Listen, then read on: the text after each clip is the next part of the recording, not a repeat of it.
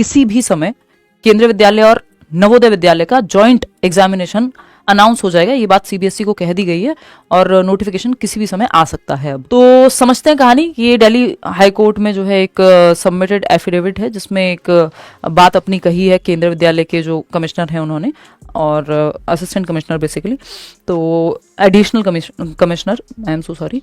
और इस केस में उन्होंने एक ट्वीट भी किया है इसमें, जिसमें कहा है सिंपल कि CBSE to issue advertisement anytime for recruitment of teaching and non-teaching including special educator post in KVS and NVS. KVS tells Delhi High Court. तो जो अभी हम बात कर रहे थे, जो एडिशनल कमिश्नर हैं केवीएस के, गहलोत जी, उन्होंने कहा है दिल्ली हाई कोर्ट में कि हमारे यहाँ जो है सारी कैलकुलेशन हमने बिठा ली है, हो गया है, एक ड्राफ्ट एडवर्टीजमेंट भी बन गया है कि ये एडवर्टीजमेंट है उसका ड्राफ्ट बन चुका है, कि नोटिफिकेशन आएगा उसका ड्राफ्ट, और वो ड्राफ्ट सबमिट भी कर दिया गया है आगे। और सीबीएसई एग्जाम कंडक्ट कराएगा, जैसा कि केंद्रीय विद्यालय का एग्जाम जो है सीबीएसई कराता ही है। और इसमें यह कहा गया है कि it is submitted that in the meeting it was decided to recalculate the vacancy. Meeting में ये कहा गया फिर से वैकेंसी रिकैलकुलेट करो 31 दिसंबर तक की, कितने टीचर्स की जरूरत है टीचिंग और नॉन टीचिंग पोस्ट की केंद्रीय विद्यालय और नवोदय विद्यालय में।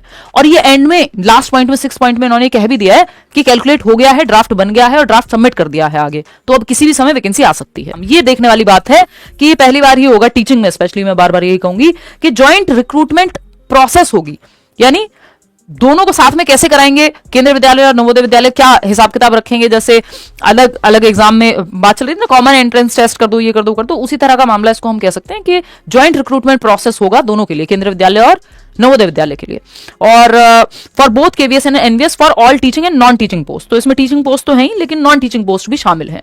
अच्छा, 31/12 तक की पोस्ट कैलकुलेट करनी है कि 31 दिसंबर 2025 तक कितनी पोस्ट वेकेंट है ना। तो ऐसा नहीं कि 31 दिसंबर को पेपर हो रहा है, उस पर भी हम बात करेंगे एग्जाम कब हो सकता है और सिलेबस में क्या परिवर्तन आएंगे, क्योंकि सिलेबस में परिवर्तन आना तो निश्चित है। अगर कंबाइंड या ज्वाइंट एग्जामिनेशन या ज्वाइंट रिक्रूटमेंट प्रोसेस हो रहा है और सिलेबस में परिवर्तन ना आए, संभव ही नहीं है ना। तो अभी किसी भी बैच में इस तरह से नहीं एनरोल हो जाना है कि पता ही नहीं कि सिलेबस चेंज हो जाए।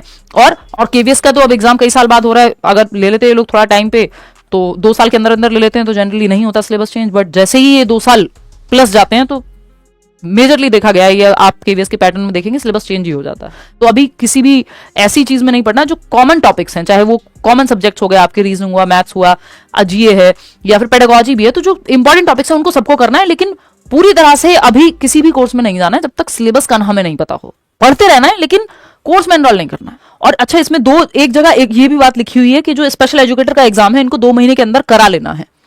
तो अगर स्पेशल एजुकेटर की वैकेंसी आती है, और ये हम अंदाजा लगा सकते हैं कि क्या फिर बाकी एग्जाम्स भी 2 महीने में खत्म करा देंगे, तो भरोसा कुछ नहीं होता केवीएस का, स्पेशली क्योंकि पिछली बार भी जब नोटिफिकेशन निकाला दिसंबर में और फरवरी में पेपर ले लिया था, तो 2 महीने में कराना चाहें तो बिल्कुल करा सकते हैं, है ना। ये पैटर्न रहा है केंद्रीय विद्यालय का, 2-2.5 महीने में पेपर करा लेते हैं अगर कराना हो तो हो सकता है बाकी वैकेंसीज भी साथ आ जाए और एग्जाम साथ हो जाए, या फिर सिर्फ स्पेशल एजुकेटर के बारे में ऐसा कहा है कि 2 महीने में करा ही लेना है, तो वो भी आ सकता है। तो वो दोनों चीजों की संभावना है, वो दिमाग में दोनों चीजों की संभावना हमें रखनी है।